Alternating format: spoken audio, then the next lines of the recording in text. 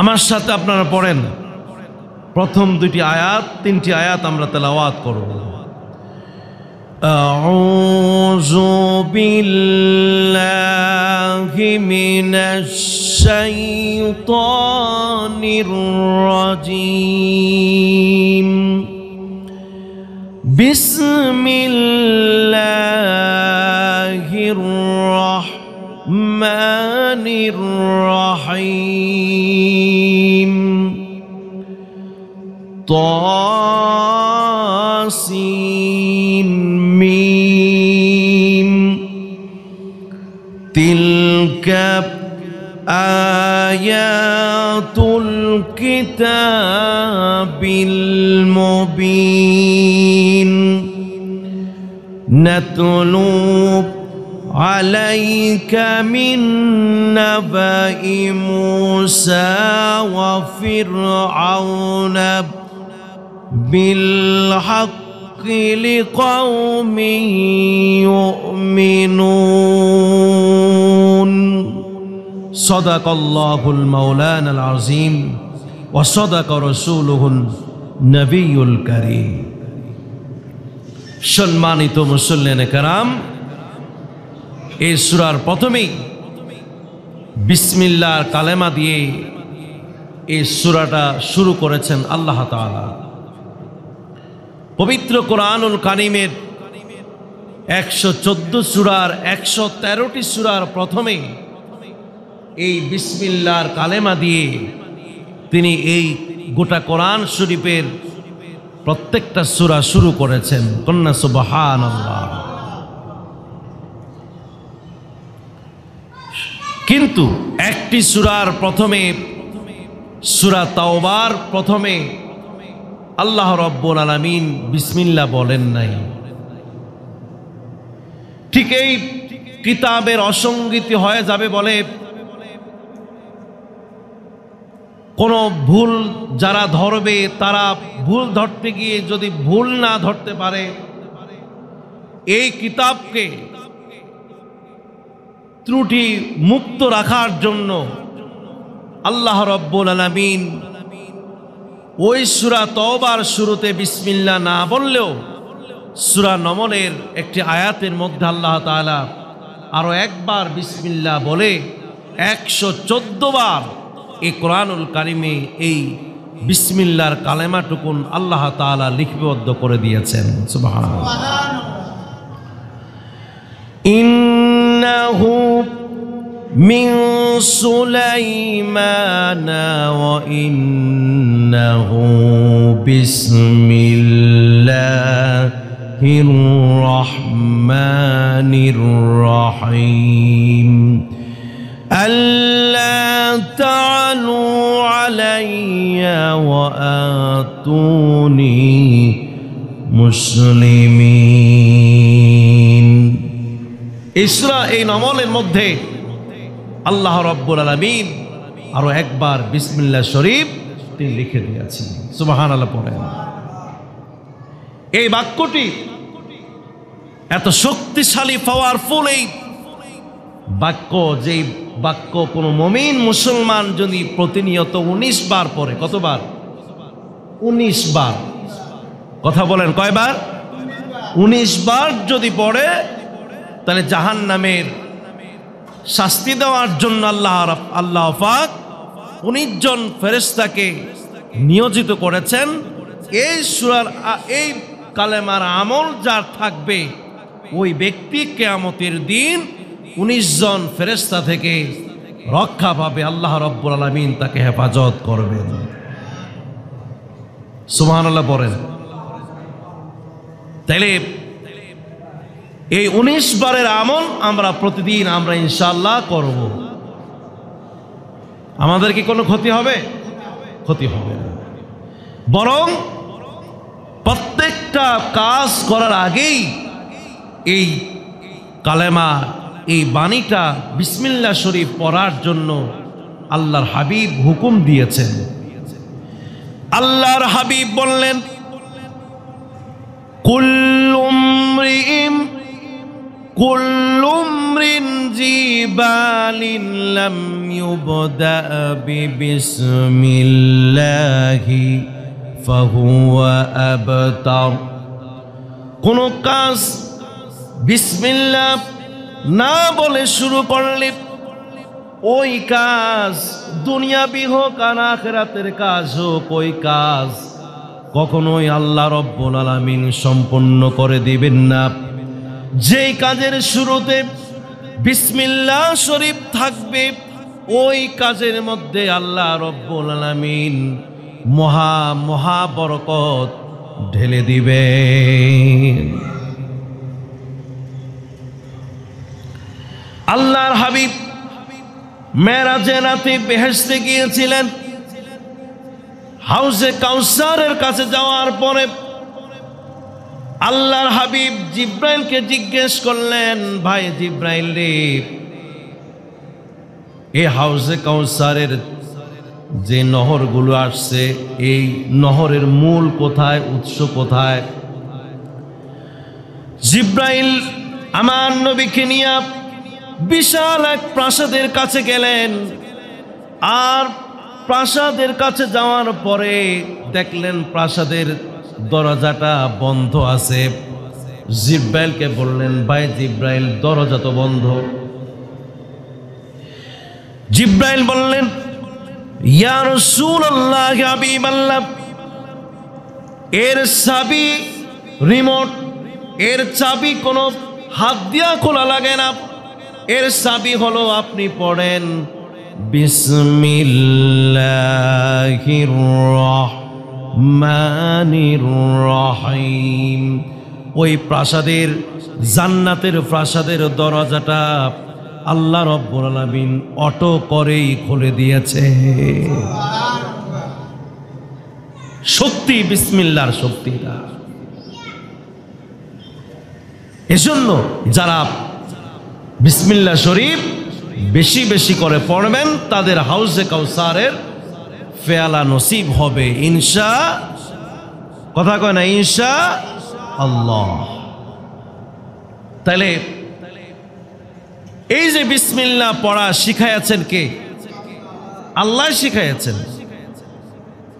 আল্লাহ রব্বুল আলামিন যে কাজ শিখাইয়া দেন, আবার নিজেও তিনি ওই কাজ বিসমিল্লাহ দিয়েই শুরু করেছেন।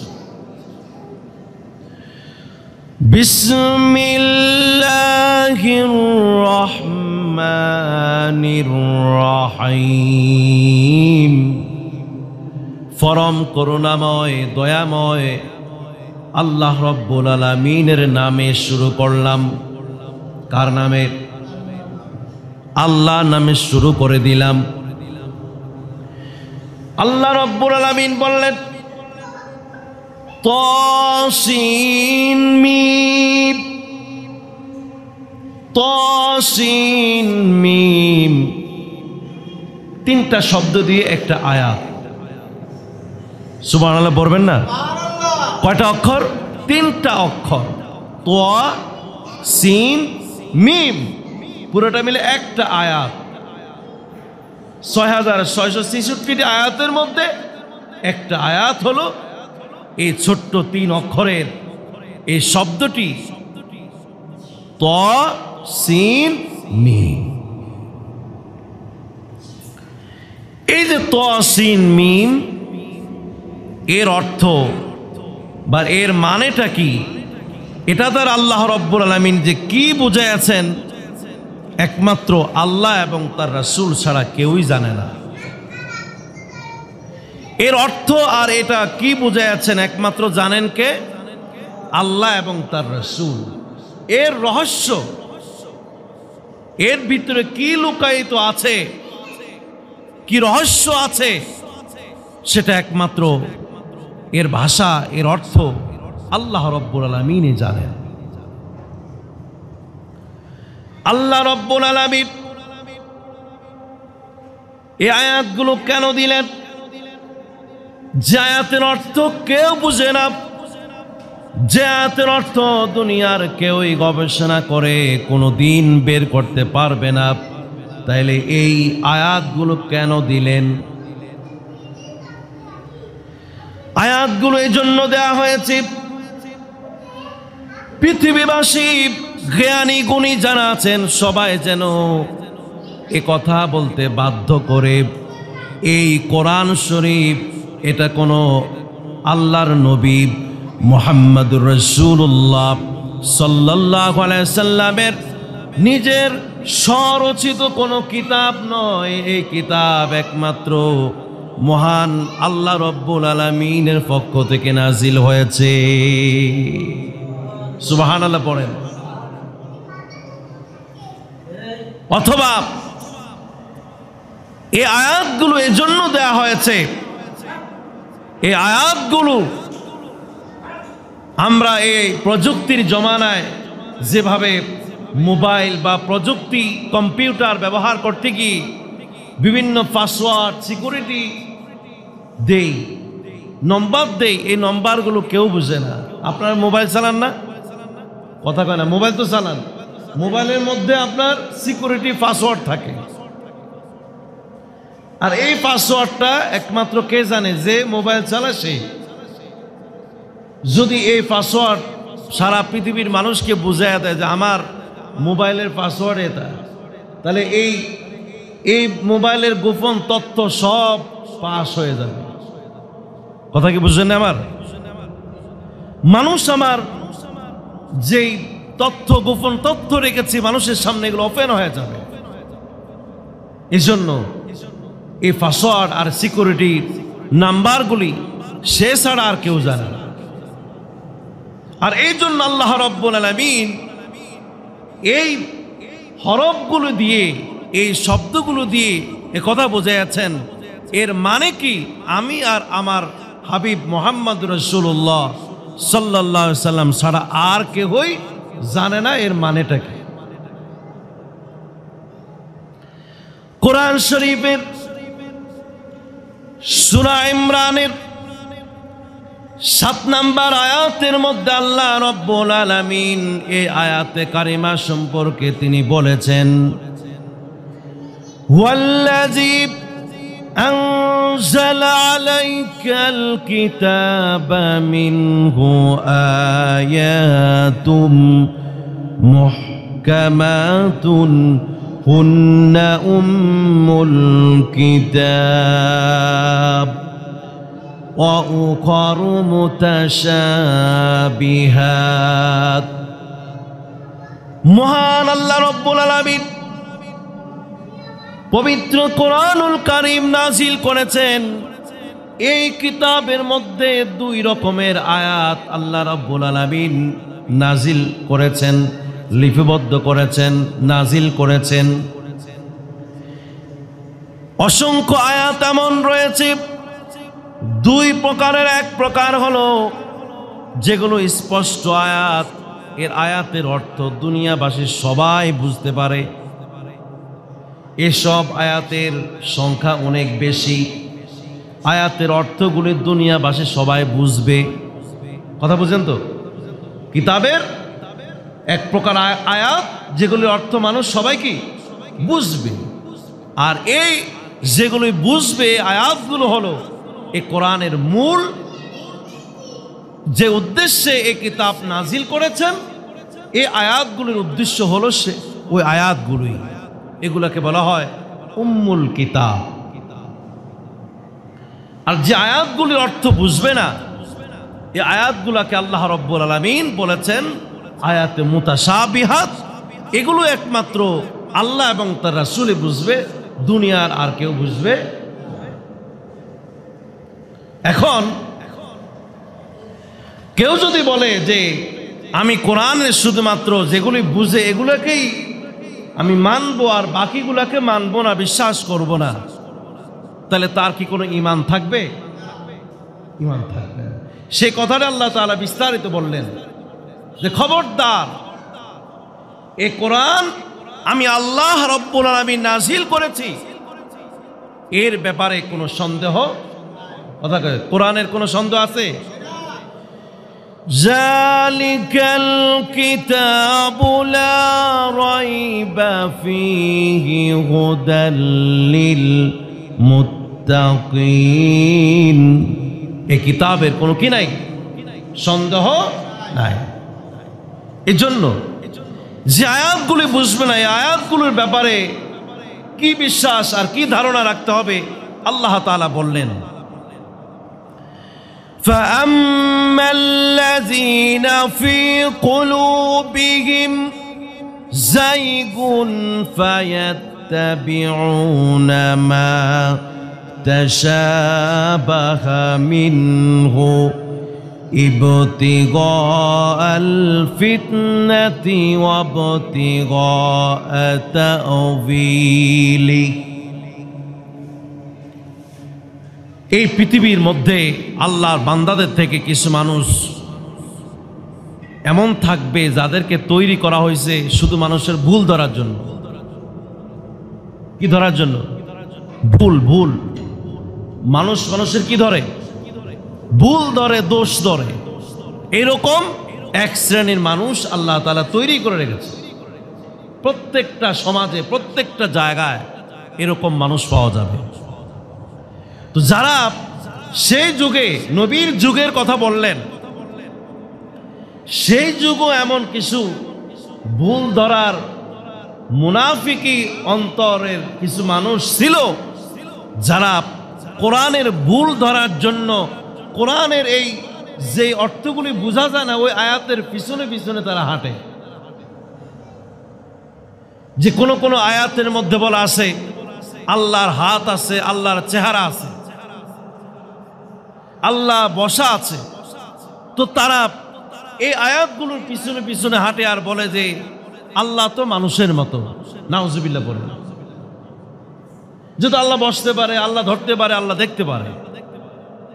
কিন্তু এই আয়াতগুলির অর্থ একমাত্র আল্লাহ এবং আল্লাহকে যিনি দেখেছেন মুহাম্মদুর রাসূলুল্লাহ সাল্লাল্লাহু আলাইহি ওয়াসাল্লাম ছাড়া আর কেউই আল্লাহর আকৃতি সম্পর্কে জানে না এবং জানবেও।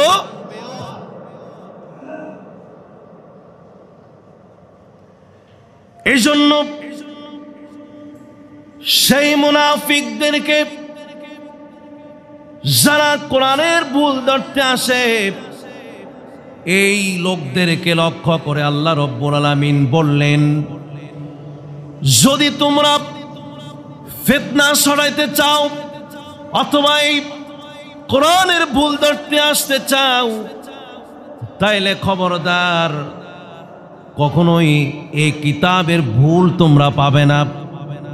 তবে তোমাদের উচিত হলো যারা জ্ঞানী, যারা জ্ঞানী গুণী, যারা আলেম, যারা নবী রাসূল, তারা যেইভাবে এই কোরআনের প্রত্যেকটা আয়াতকে বিশ্বাস করেছে, আর তোমাদের উচিত হবে তাদের সাথেও এই কোরআনের আয়াতগুলোকে বিশ্বাস করে নেওয়া। কোনো সন্দেহ রাখা তোমাদের জন্য উচিত হবে না। কার কথা? ওয়ামা ইয়ালামু তাওয়িলাহু ইল্লাল্লাহু ওয়ার রাসিখুনা ফিল ইলমি ইয়াকুলুনা আমান্না বিহি কুল্লুম মিন ইনদি রাব্বিনা। এই আয়াতের অর্থ আল্লাহ তাআলা জানেন। যারা গভীর জ্ঞানের অধিকারী, যারা উলামায়ে রাসিখুন, তারা বলে এই যে আয়াতের অর্থ আমরা বুঝি আর যেটা বুঝি না সবগুলি কুল্লুম মিন ইনদি রাব্বিনা, সব আয়াতগুলি আমার আল্লাহর পক্ষ থেকেই নাজিল হয়েছে, আমরা বিন্দু মাত্র অবিশ্বাস করি। এজন্য আল্লাহ রাব্বুল আলামিন এই আয়াতে কারিমার পরে একটা দোয়া সব সময় আমাদেরকে পড়ার জন্য আল্লাহ রাব্বুল আলামিন বলেছেন। আমার সাথে পড়েন, রব্বানা লা তুযিগ কুলুবানা বা'দা ইয হাদাইতানা ওয়া হাব লানা মিন লাদুনকা রাহমাতান ইন্নাকা আনতাল ওয়াহ্হাব। পড়েন না সবাই? পড়েন, রব্বানা লা তুযিগ কুলুবানা বা'দা ইয হাদাইতানা ওয়া হাব লানা মিন লাদুনকা রাহমাতান ইন্নাকা আনতাল ওয়াহ্হাব। এই আয়াত, এই দোয়া করলে এই যে তোয়া সিন মিম আলিফ লাম মিম ইয়াসিন এগুলির হক আদায় হয়ে যাবে। কন্যা সুবহানাল্লাহ। কারণ আমরা মেনে নিয়েছি, বুঝি আর না বুঝি, কোরআন কার? আল্লাহ রাব্বুল আলামিন। তাহলে 114 সূরার 29টা সূরার আগে এরকম বিচ্ছিন্ন কিছু হরফ দিয়ে আল্লাহ তাআলা কোরআন নাজিল করেছেন। এ কোরআন কোনো মানুষের নয়, এ কোরআন হলো কার? আরে সবাই বলতে হবে কোরআন কার? আল্লাহ রাব্বুল আলামিন। এরপরে 2 নম্বর আয়াত আল্লাহ রাব্বুল আলামিন বললেন, তিলকা আয়াতুল কিতাবিল মুবিন। যে আয়াতগুলি এখন বলা হবে, এই আয়াতগুলো স্পষ্ট কিতাবের, সুস্পষ্ট কোরআনুল কারীমের, মহান কিতাবের আয়াতগুলোই এখন তেলাওয়াত করে শোনানো হবে। তাহলে একটু আমরা ব্যাখ্যায় আসি। যে আয়াতগুলো বলবে, আয়াতগুলো কোন কিতাবের? সবাই বলেন তো কোন কিতাব? কোরআনুল কারীমের। আমার কথা কি আপনারা বুঝছেন না নাকি? আমি বুঝলাম না। ঘুমাইলে তো হবে না, আমার সাথে কথা বলতে হবে। কোন কিতাবের কথা হবে? সবাই বলেন কোরআনুল কারীম। আল কোরআনের আয়াতগুলি সামনে বলবেন। এই কিতাব হলো কিতাবুল মুবিন। এই কোরআনের একটা নাম কি? কিতাবুল মুবিন। সবাই পড়েন কিতাবুল মুবিন। এটা হলো কিসের নাম? কোরআনের একটা নাম। কোরআন অসংখ্য নাম রয়েছে, এর মধ্যে একটি নাম হলো আল কিতাবুল মুবিন। এটা হলো কোরআনের কিতাব।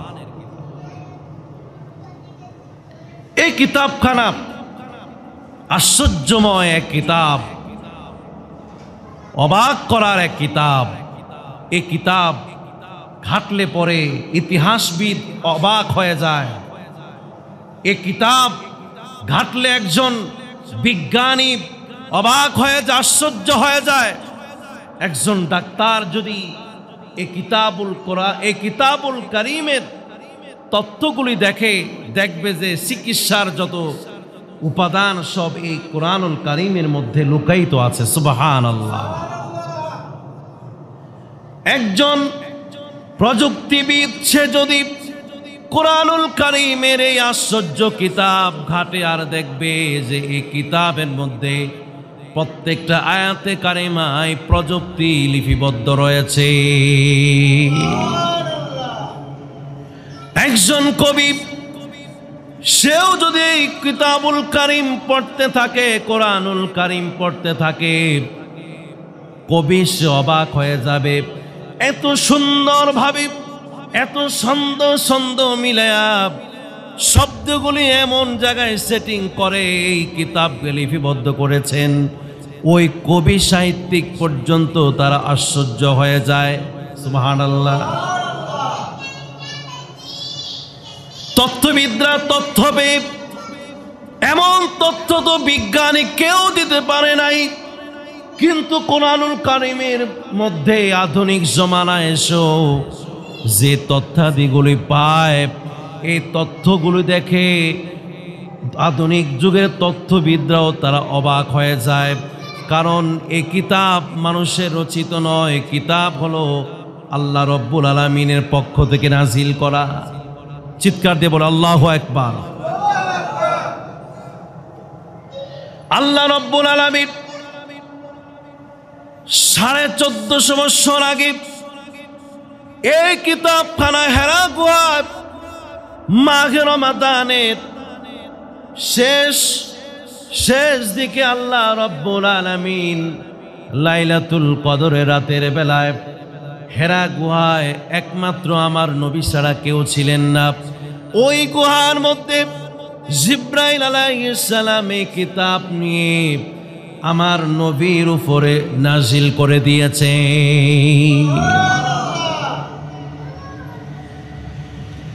প্রিয় ভাইরা আমার, এই কিতাবখানা সাগরের উপরে নাজিল করে নাই।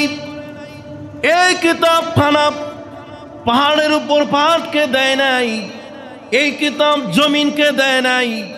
এই কিতাব কোনো প্রাণীকে দেয় নাই। এই কিতাব কোনো আসমানকেও দেয় নাই।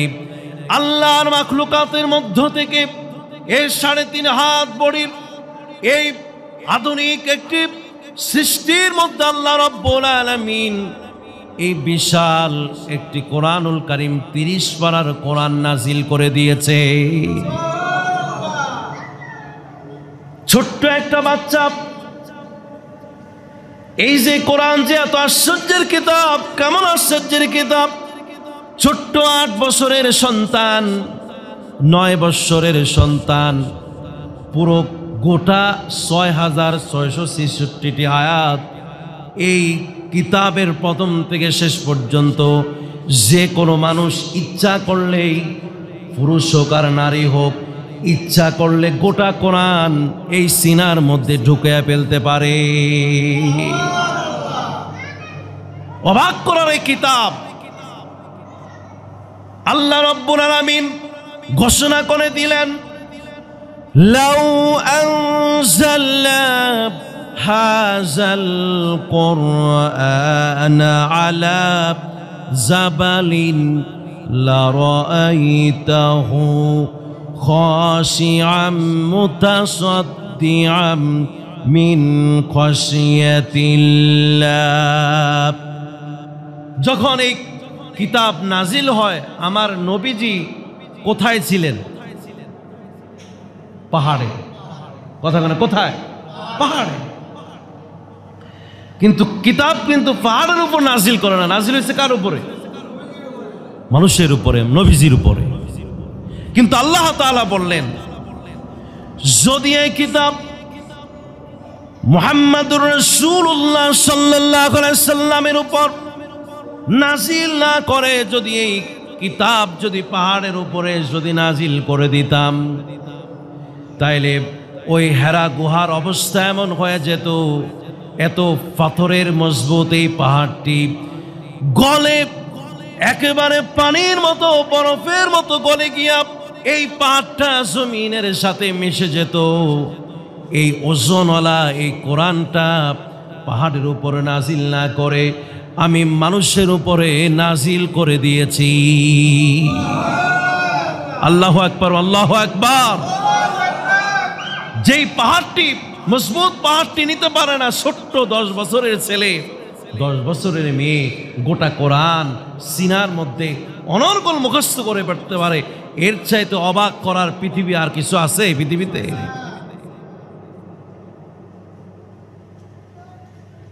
প্রিয় ভাইরা আমার, আল্লাহ রাব্বুল আলামিন যখন এই পৃথিবীর মধ্যে কোনো কিছু ঘটাবেন, সব সিদ্ধান্ত আসমানের উপরে ফেরেশতাদের নিয়ে তারপরে আলাপ আলোচনা করতেন, এরপরে ঘটনা ঘটাইতেন। জমিনে যা হবে ফয়সালা হয় কোথায়? আকাশে। কোথায়? জিন জাতিরা এত শক্তিশালী ছিল, এই জিন জাতিরা প্রথম আসমানের কাছে গিয়া কান লাগায়া লাগায়া পৃথিবীতে এই 1 বৎসর, আগামী 1 বৎসর যা নাজিল করা হবে এই সিদ্ধান্তগুলি তারা সেখান থেকে শুইনা এসে গণকদের কাছে, জাদুকরদের কাছে বলতো, আর গণকরা মানুষের কাছে প্রচার করত এবং মানুষ দেখতো যে গণকরা যা বলে তাই হয়। গণকরা খোদাকে বাদ দিয়া, জাদুকররা খোদাকে বাদ দিয়া তারা মানুষের সামনে মানুষকে বোকা বানায় বলে, দেখো যেটা হবে, এটা খোদা হলো সূর্য, এটার খোদা হলো চন্দ্র, এটার খোদা হলো তারকা, এটার খোদা হলো সমুদ্র, এটার খোদা হলো বৃক্ষ, এটার খোদা হলো আগুন। অথচ সব কিছু একমাত্র ফয়সালা করেন কে? মানুষদেরকে বোকা বানায়া মানুষদেরকে বোকা বানায়া তারপরে গণকরা আল্লাহ থেকে বাদ দিয়া এই তথ্য এনে বলে মানুষদেরকে গোমরাহ বানায়া দিত। আল্লাহ রব্বুল আলামিন যুগে যুগে নবী রাসূল প্রেরণ করেছেন। নবী রাসূল প্রেরণ করার মাধ্যমে ওই গোমরাহী মানুষদেরকে সৎ পথে আনার জন্য তারা চেষ্টা করে যেতেন। চিল্লায়া বলতে আল্লাহু আকবার।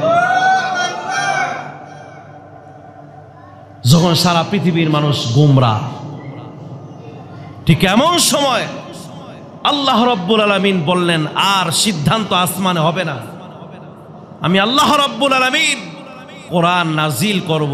এই কোরআন নাজিলের কথা আর জিন জাতি যদি আসতে চায় তাদেরকে আগুন নিক্ষেপ করে তারপরে আর তাদেরকে এই গোপনীয় খবর তাদের সামনে আর দেব না।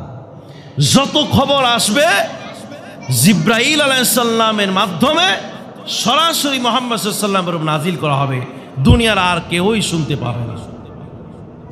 আপনাকে আমার কথা বুঝেন? খুব গুরুত্বপূর্ণ কথা। কিন্তু যেদিন হেরা গুহায় এ কিতাব নাজিল হয়ে গেল, দুষ্ট জিনরা সেখানে যতই যায়, কিন্তু এবার গেলে কি নিক্ষেপ করে? আগুন। আগুন আগুন নিক্ষেপ করে। কিন্তু তারা কোথাও আর আসমানের খবর তারা নিতে পারে না। সারা পৃথিবীর আসমানের মধ্যেই তারা ঘুরে বেড়ালেন, কিন্তু কোথাও থেকে তারা সেই তথ্য নিতে পারে না। তারা তাদের সর্দার, জিনের সর্দারদের কাছে এসে বললেন, হে সর্দার, প্রধানমন্ত্রী, জিনের প্রধানমন্ত্রী, আমরা তো আর সেই আসমান থেকে কোনো তথ্য নিতে পারি না। তখন তাদেরকে বলল, যাও পৃথিবীর মধ্যে তোমরা ছড়িয়ে পড়ো, আর দেখো কি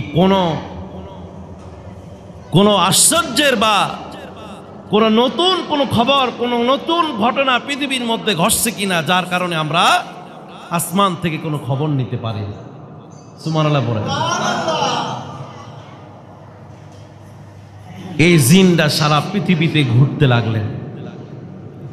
শেষে কাবার আঙ্গিনায় মক্কা শরীফে মুহাম্মদুর রাসূলুল্লাহ সাল্লাল্লাহু আলাইহি ওয়াসাল্লামের বাড়িতে যে নতুন ঘটনা তারা দেখে ফেলেছে, আর এই ঘটনা দেখে তারা এত আশ্চর্য হয়েছে যে এই জন্যই আমরা এই নতুন ঘটনার কারণে আমরা এই আসমান থেকে কোনো তথ্য নিতে পারি। আল্লাহ রাব্বুল আলামিন জিন জাতিরা যে এসেছিল তাদের কথা বলে আল্লাহ রাব্বুল আলামিন সূরা জিন নাজিল করে জানায়া দিলেন, বিসমিল্লাহির রাহমানির রাহিম। قل أوحي إلي أنه استمع نفر من الجن فقالوا إنا سمعنا قرآنا عجبا। যে জিনদের একটি দল যখন কোরআনুল কারীম শুনতে পাইলেন, তারা বললেন সর্দারের কাছে, জিনের সর্দার কাছে এসে বললেন যে আমরা এক কোরআন, আশ্চর্যের কোরআন আমরা আজকে শুনে এসেছি। চিৎকার দিয়ে বলতে হবে আল্লাহু আকবার। তাহলে এই কোরআন একটি আশ্চর্যের কিতাব। এই জন্য প্রিয় ভাইরা আমার, একটু আমার সাথে একটু আপনারা একটু খেয়াল করেন। এই কথা বললে হয়তো আপনারা আমার সাথে দ্বিমত পোষণ করবেন, কিন্তু দ্বিমত পোষণ করলে কোনো লাভ নেই।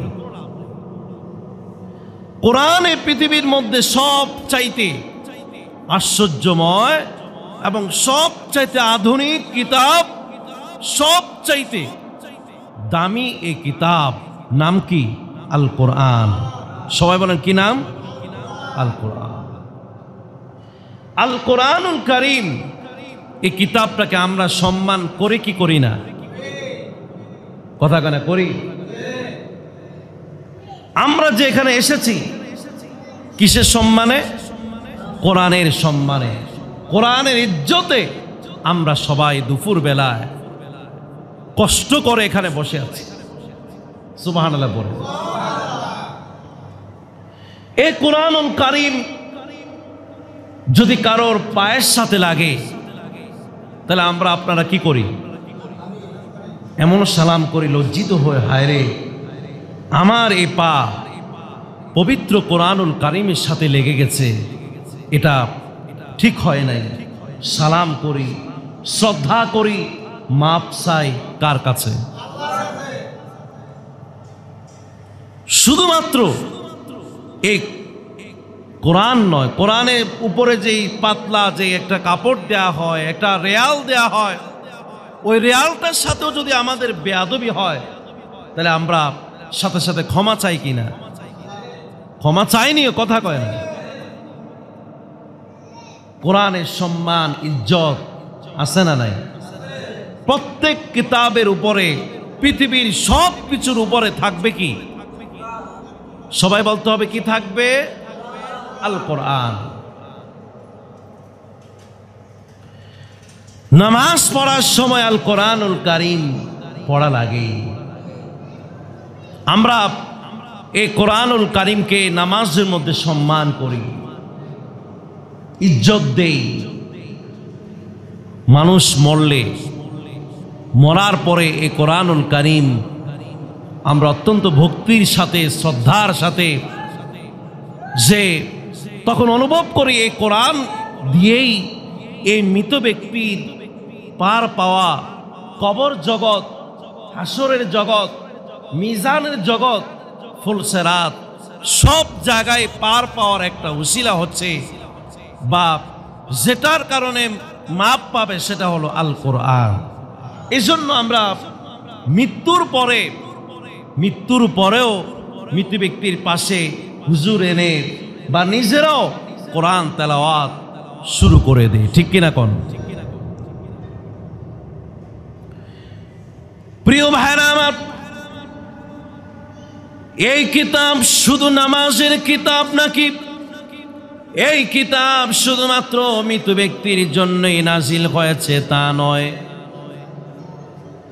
বিবেক খরচ করে, জ্ঞান খরচ করে আপনি একটু চিন্তা করেন আর গবেষণা করেন। এই কিতাব নিছক শুধুমাত্র পড়ার জন্য দেয়া হয় নাই। এই মৃত ব্যক্তির সম্পদ কেমন বন্টন হবে, এই মৃত ব্যক্তির আত্মীয় স্বজনরা কেমনে চলবে, একটি মৃত সমাজকে জীবন্ত সমাজে পরিবর্তন করতে হলে এই কোরআনের দরকার আছে কি নাই? সবাই বলতে আছে না নাই? কিন্তু প্রিয় ভাইরা আমার, নামাজের মধ্যে কোরআন লাগবে বললে কোরআনকে শ্রদ্ধা করি, সম্মান করি। আর মৃত ব্যক্তি মারা গিয়েছে সেই সময়ও যদি যে কোরআন পড়তে হবে, কোরআন ছাড়া উপায় নাই, তখন কোরআনকে সম্মান করার জন্য আমরা জাফায়া পড়ি কিনা? কথা বলতে হবে, পড়ি কিনা? কিন্তু প্রিয় ভাইরা আমার, যখন ওই মৃত ব্যক্তির সামনে যে আয়াত তেলাওয়াত করলেন, ওই নামাজের মধ্যে যে আয়াত তেলাওয়াত করলেন, এই আয়াতের কথা যদি এই সমাজের মধ্যে বলতে যায়, অনেক জীবন্ত মানুষ এই কোরআনের এই কথাটুকুন মানতে চায়, আছে না নাই? কথাখানে আছে না নাই? এই বিধানের কথা বললে বলে কোরআন পড়ে, আল্লাহও লাগে, ইল্লাও লাগে। নাউজুবিল্লাহ পড়েন, সবাই পড়েন নাউজুবিল্লাহ। আল্লাহর পরে কি ইল্লা লাগে? খবরদার। আমরা এই পৃথিবীতে বাঁচবো কয়দিন, থাকবো কয়দিন, কিন্তু মনে রাখতে হবে আমাদের সর্বশেষ পরিচয় হচ্ছে আমরা মুসলমান। চিৎকার দিয়ে আল্লাহু আকবার, আমাদের একটি কিতাবের নাম কি? আল কোরআন। এই আল কোরআনের মাধ্যমে আশ্চর্যের কিতাব, এই কিতাব যেভাবে নামাজ পড়লে নামাজের পরিবর্তন হয়ে যায়, যেই কোরআন পড়লে মৃত ব্যক্তির অবস্থাও পরিবর্তন হয়ে যায়, ঠিক এইভাবে যদি এই কোরআন দিয়ে যদি আমার পরিবার চালাই, এই কোরআন দিয়ে যদি আমার সমাজকে পরিচালনা করি, এই পরিবার পরিবর্তন হবে কি হবে না? কথা কেন হবে কি হবে না? এবং পরিবর্তন হবে, এমন পরিবর্তন হবে সমস্ত পৃথিবীর সব সভ্যতা, রোম সভ্যতা, পারস্য সভ্যতা, সেই সময়কার পৃথিবীর যত সভ্য সমাজ ছিল, সকলেই রাসূলুল্লাহর সমাজ দেখে অবাক হয়ে গিয়েছে। সুবহানাল্লাহ। এজন্য এই কোরআন আমাদের জন্য এত বড় নিয়ামত, এত বড় নিয়ামত। কোরআন যখন এই তেলাওয়াত শুরু করবে, মুসলমানরা কান লাগায়া কোরআন শুনতেন। সুবহানাল্লাহ। এই যে আজকে আমাদের অবস্থা, কোরআন শুধুমাত্র নামাজে বুঝলাম, মরার পরে বুঝলাম। যদি জীবন্ত কোরআনকে বুঝতাম, তাহলে কি আমাদের এই মজলিসের অবস্থা এমন হতো? কথা বলতে হবে, এমন হতো? আমরা এই কোরআনকে বুঝি না, এই কোরআনকে সম্মান জায়গা মতো দিতে পারি না, বিধায় আমাদের এই হাল আর অবস্থা। সাহাবায়ে কেরাম কোরআনের মজলিসে এমন ভাবে তারা থাকতেন, সকালবেলায় নবী যখন কোরআনের কথা বলতেন, যদি তিনি দেখতেন যে বিকাল বেলা থাকতে পারবেন না, তখন ভাড়া করে হইলেও আরেকজন সাহাবীকে বললেন, ও সাহাবী, আমি তোমার থেকে শুনে নিব রাসূল বিকাল বেলায় কি উপদেশ দিয়েছেন, কোরআনের কোন আয়াত বলেছেন, কোন কথা বলেছেন, সেটা আমার কাছে বলুন। আল্লাহু আকবার। আল্লাহ রাব্বুল আলামিন বললেন, وَإِذَا قُرِئَ الْقُرْآنُ فَاسْتَمِعُوا لَهُ وَأَنصِتُوا لَعَلَّكُمْ تُرْحَمُونَ। কোরআন শুনলে রহমত নাজিল হয়। আমরা এখন কি শুনি? সবাই বলতে হবে, কি শুনি আমরা? কোরআন শুনি না, মিথ্যা কোনো কথা শুনি আমরা? কোরআন শুনি, এখানে রহমত নাজিল হচ্ছে, নিশ্চিত এখানে রহমত নাজিল হচ্ছে। আবার আমরা সিয়াম পালন করেছি, নিশ্চিত আমরা এই কোরআন এবং এই সিয়াম কিয়ামতের দিন আমাদের জন্য সুপারিশ করার জন্য দাঁড়িয়ে যাবে। সুবহানাল্লাহ পড়েন। রাসূল বলেছেন, ফাআলাইকুম বিল কোরআন, তোমাদের উপরে দায়িত্ব হলো কোরআনকে মজবুত করে আঁকড়ে ধরা। ফাইন্নাহু শাফিউ ওয়া মুশাফফা, এই কোরআন তোমাদেরকে সুপারিশ দেবে, সুপারিশ করবে, এবং তোমাদের কোরআনের এই সুপারিশ তোমাদের জন্য করলে তা কবুল হয়ে যাবে। ওয়ামান জাআলাহু আমামাহু কাদাহু ইলাল জান্নাহ, কেউ যদি কোরআন সামনে রেখে চলে তাইলে সে জান্নাতে যেতে পারবে।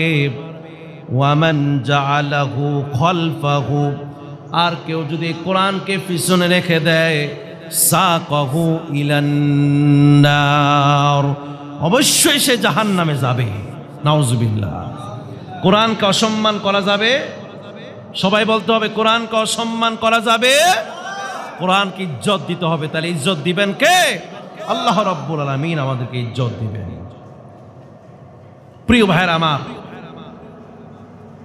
তাহলে আমরা যেই আয়াতে কারিমাগুলো শুনবো, সেটা হলো এই কিতাবের কোরআনুল কারিমের আমরা আয়াত শুনবো। শোনার জন্য এখানে বসে আছে সবাই, কন্যা আলহামদুলিল্লাহ। প্রিয় ভাইরা আমার, তাহলে আসুন এরপরে এই কোরআনুল কারীম আমাদেরকে কি বলছেন। এই সূরা কাসাসের 3 নম্বর আয়াতের মধ্যে আল্লাহ তাআলা বললেন, নাতলু আলাইকা মিন নাবাই মূসা ওয়া ফিরআউন বিল হাক্কি লিকাওমিন ইউমিনুন।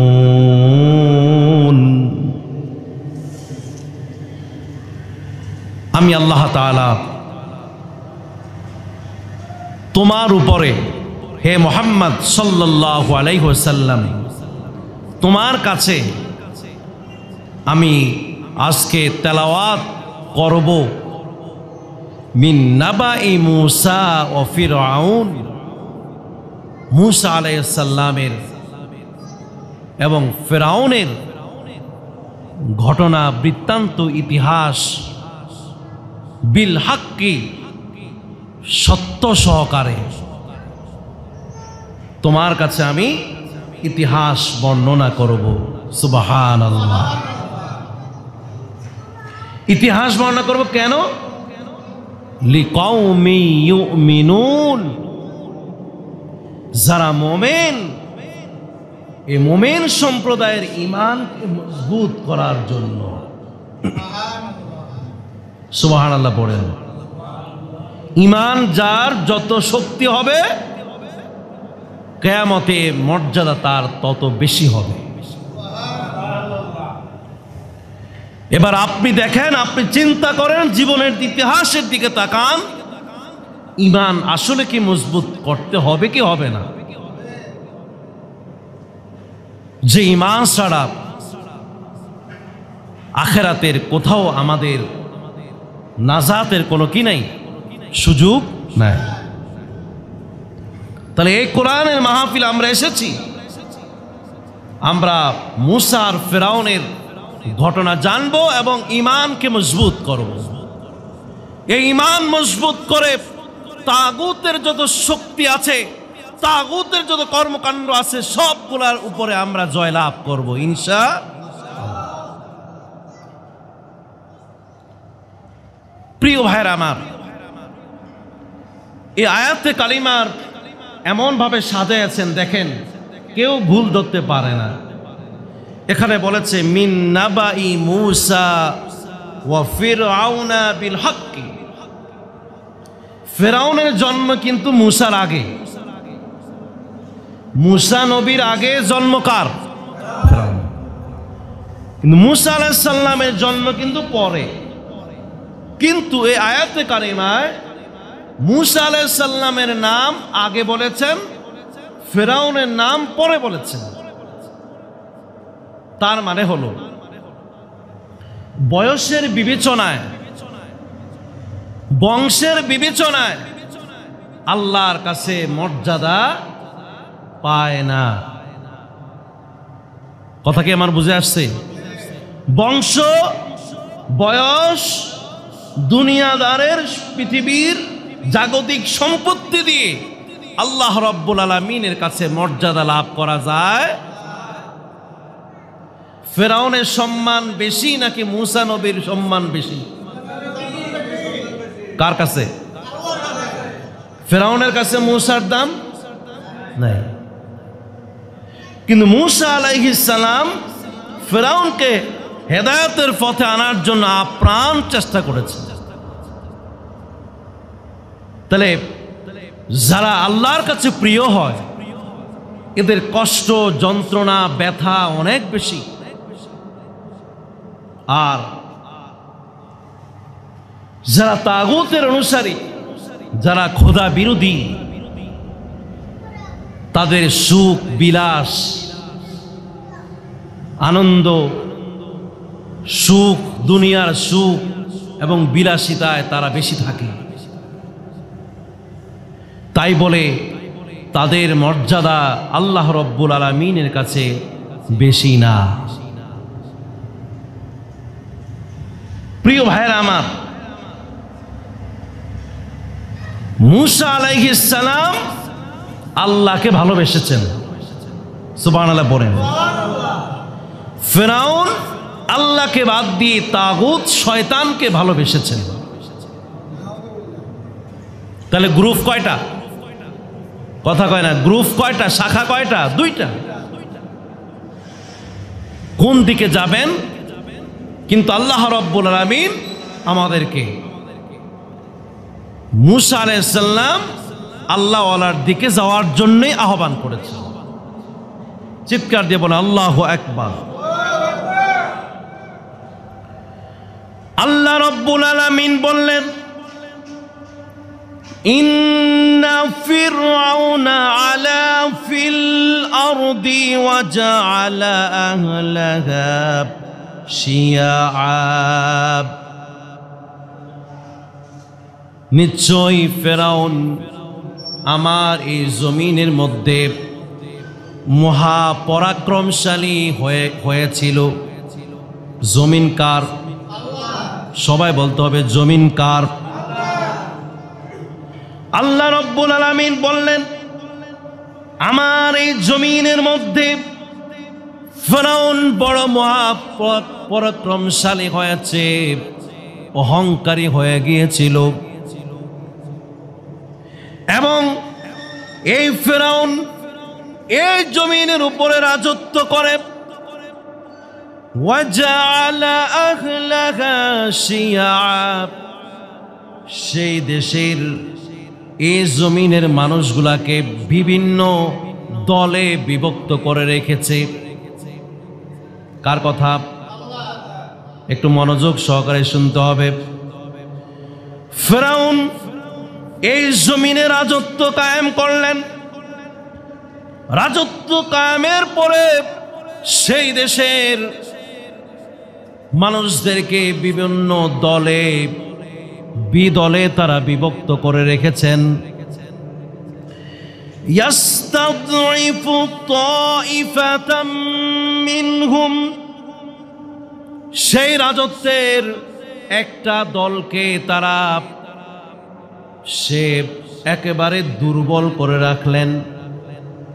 খেয়াল করেন, জাতি কি? অনেকগুলি দল, অনেকগুলি। এই দলের মধ্যে একটি দলকে দুর্বল করে রেখেছেন। কে? ফেরাউন। মিয়া ফেরাউন রাজত্ব কায়েম করেছেন। রাজত্ব কায়েম করে সে রাজত্বের মধ্যে মানুষদেরকে বিভাজন করে বিভিন্ন দলে উপদলে বিভক্ত করে রেখেছেন।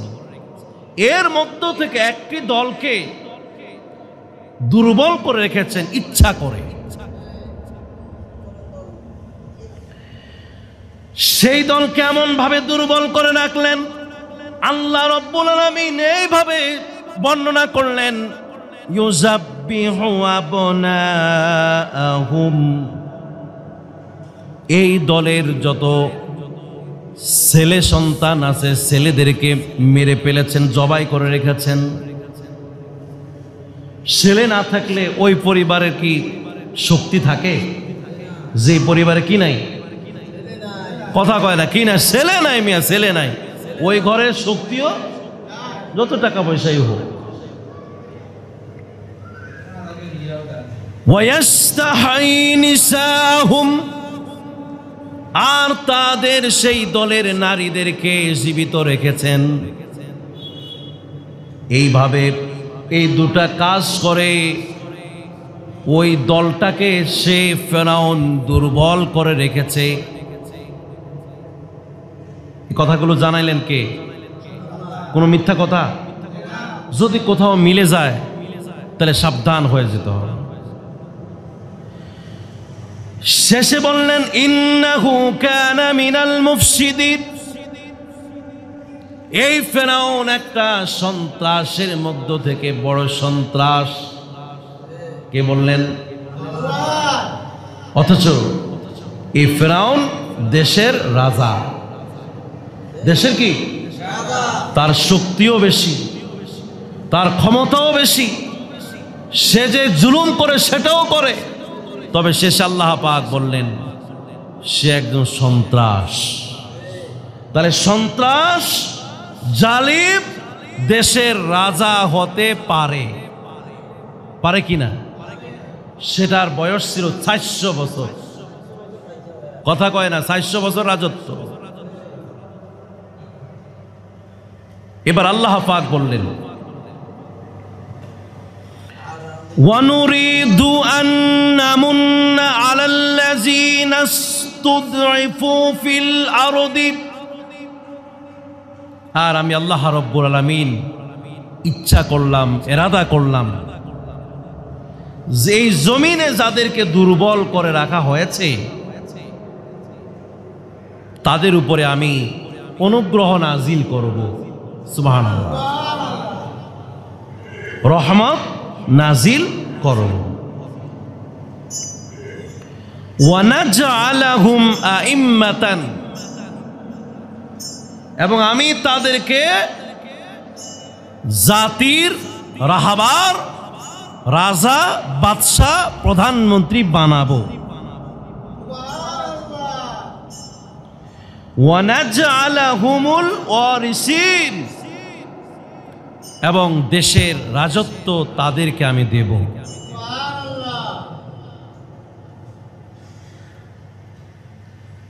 6 নম্বর আয়াত, ওয়ানুমাক্কিনা লাহুম ফিল আরদি, আর আমি তাদেরকে আমার এই জমিনের মধ্যে আমি ক্ষমতায় প্রতিষ্ঠিত করব। ওয়ানুরিয়া ফিরআউনা ওয়া হামানা ওয়া জুনুদাহুমা মিনহুম মা কানু ইয়াহজারুন, ফিরআউন, হামান, তার সৈন্যবাহিনী নিজ চোখে তা দেখবে। সুবহানাল্লাহ পড়েন না। এবং তার আশঙ্কা করবে। এই যে 6টা আয়াতে কারিমা থেকে আমরা যা বুঝলাম,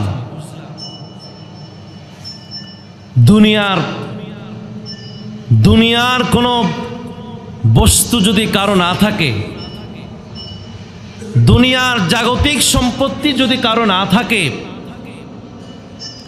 দুনিয়ার বাড়ি গাড়ি যদি না থাকে, দুনিয়ার মধ্যে যদি রাজত্ব কেউ জোর করে ছিনিয়েও নেয়, কেউ যদি জুলুম করে, নির্যাতন করে, তাইলে নির্যাতন করার পরেও যদি আল্লাহকে যদি আমরা মানি, আল্লাহকে বুঝি, তাদের আমাদের সম্মান একমাত্র কার কাছে আছে? সবাই বলেন।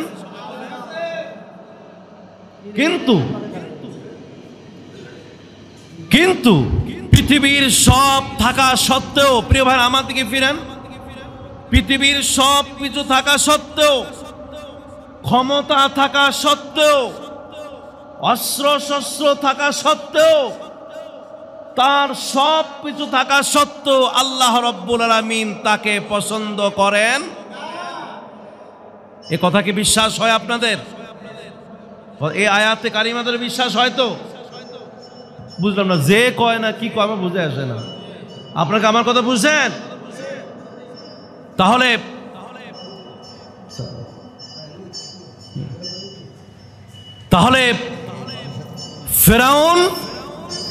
ফেরাউন সে রাজত্ব কায়েম করে। আমার দিকে ফিরেন, সবাই কথা বলতে হবে তো। ফেরাউন রাজত্ব কায়েম করার পরেও আল্লাহ রাব্বুল আলামিনের কাছে সে লাঞ্ছিত হয়েছে। আল্লাহ পাক দুনিয়াবাসীদের সামনে তাকে লাঞ্ছিত করেছেন। সুবহানাল্লাহ পড়বেন না? সম্মান, ইজ্জত কার পক্ষ থেকে আসে? এটা কি বিশ্বাস হয় আপনাদের? চোখে বিশ্বাস করতে হবে। আরে আয়াতে কারিমে কথাও বলা হয়েছে যে টাকা পয়সা থাকলেই যে সে, তার দাপট ক্ষমতা থাকলেই যে সে সফল হয়েছে এমন নয়। আমি সেই দুর্বল যাদেরকে করেছে তাদেরকে এই রাজত্বের মধ্যে রাজ কায়েম করে তারপরে এদের সামনে আমি দেখায়া দিব যে আমি আল্লাহ রাব্বুল আলামিনের কাছে ক্ষমতা আছে না নাই। সুবহানাল্লাহ পড়বেন না? প্রিয় ভাইরা আমার, কথাগুলি অত্যন্ত গুরুত্বপূর্ণ কথা। আল্লাহ রব্বুল আলামিনের কাছে সফল হতে হলে এই জীবনে যা কিছু আমি করি, আমার অর্থনীতি, আমার সমাজনীতি, আমার আচার আচরণ, আমার রাজনীতি সহ দুনিয়ার সমস্ত কাজকর্মগুলোর প্রতি যদি আল্লাহ রাজি আর খুশি না থাকেন, তাইলে আমার 2 পয়সার দাম আল্লাহর কাছে নাই। আপনারা কি বলেন? আল্লাহ রাব্বুল আলামিন সফলতার কথা পবিত্র কোরআনুল কারীমের সূরা বাকারার প্রথম দিক দিয়ে বলেছেন। আমার সাথে আপনারা পড়েন, যালিকাল কিতাবু লা রাইবা ফীহি হুদাল লিল মুত্তাকিন আল্লাযীনা ইউমিনুনা বিল গায়বি ওয়া yuqimunas salata ওয়া মিম্মা রাযাকনাহুম ينفقون والذين يؤمنون بما أنزل إليك وما أنزل من قبلك وبالآخرة هم يوقنون أولئك على هدى من ربهم وأولئك هم المفلحون। ফেরাউনও সফল হবে, তবে সে যদি এই ক্যাটাগরির মধ্যে পড়ে। আমার কথা কি বুঝেন? সফলতার ব্যাপারে আল্লাহ রাব্বুল আলামিন পরিবর্তন যে করবেন, এর ব্যাপারে টাকা চান না, পয়সা চান না, তার হৃদয়ের মধ্যে 5টা জিনিস আছে কিনা। তার কাছে যদি এক কিতাব থাকে, কোন কিতাব? এটা তো মরা মানুষ। আমি কি মরা কিতাবের কথা বলি নাকি? মরা কিতাব, এটা মরা কিতাব। এ কথাগুলি এত এত জ্বলন্ত কথা, মানুষের হৃদয়ের মধ্যে গেঁথে থাকার কথা। 1 নাম্বার হলো, যার কাছে আল কোরআন থাকবে। চিৎকার দিয়ে বলেন, কি থাকবে? এই লোকটা সফল। কোরআন থাকার পরে আরো কাজ আছে। কোরআন থাকার পরে সে যদি অগাধ আল্লাহ রাব্বুল আলামিনকে বিশ্বাস করে, আমরা আল্লাহকে বিশ্বাস করি কি করি না?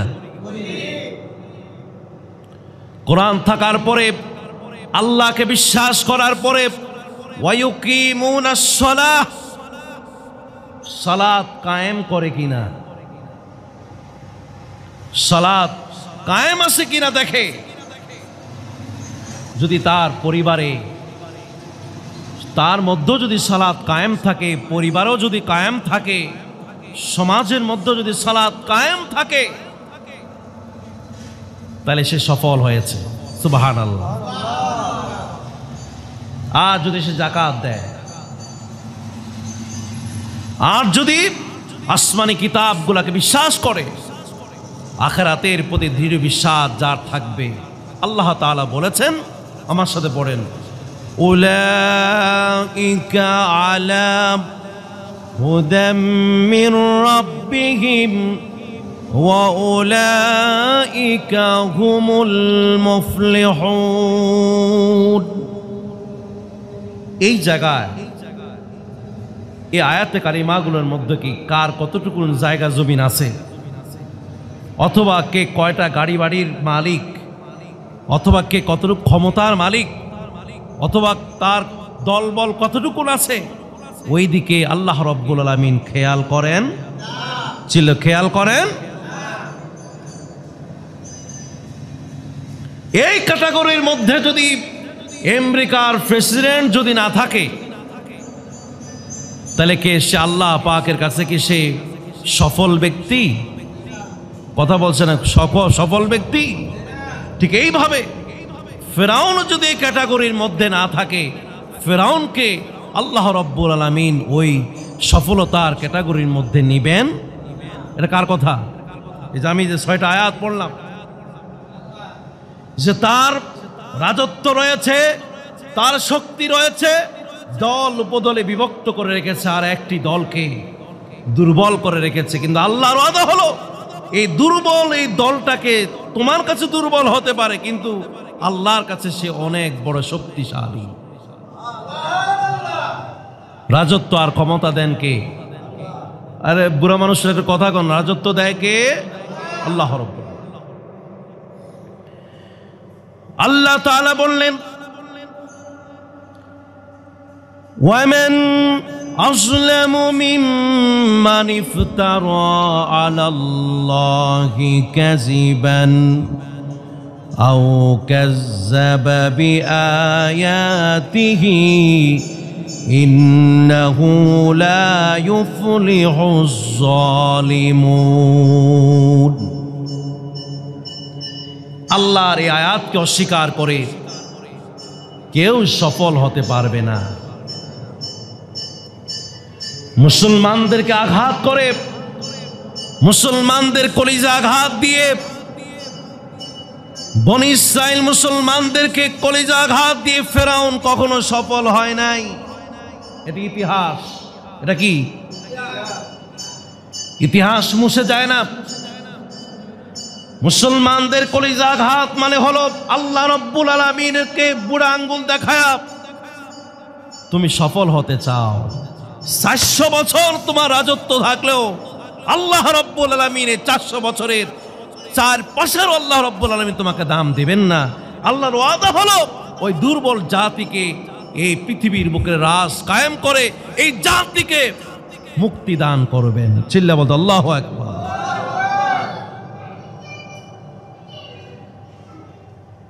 প্রিয় ভাইয়েরা আমার, তাহলে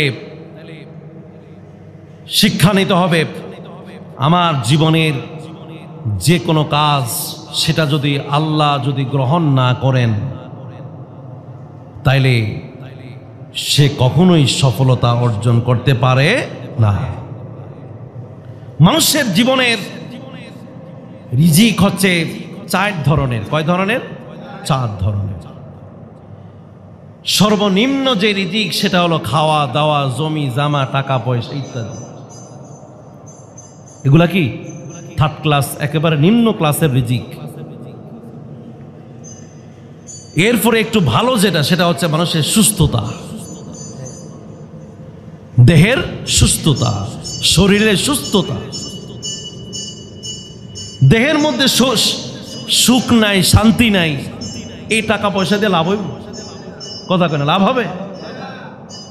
ডায়াবেটিসে ধরে পুরো শেষ, শরীরটাকে তছনছ করে ফেলেছে, সামনে হাজার মিষ্টি খাবার, আহা, শরীর সুস্থ না, এই খাবারের লাভ আছে? আপনারা কি ঘুমান নাকি? ঘুমাইবেন, ঘুমাই সময় মতো ঘুমায়। তবে আমার সব রিজিক আছে কিন্তু সুস্থতা নাই, তাহলে এই সুস্থতার দাম?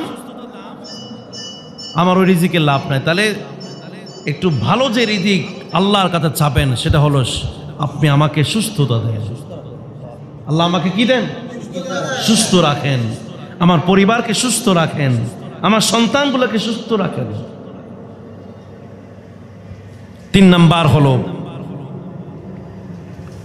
সন্তানগুলি নেককার হওয়া।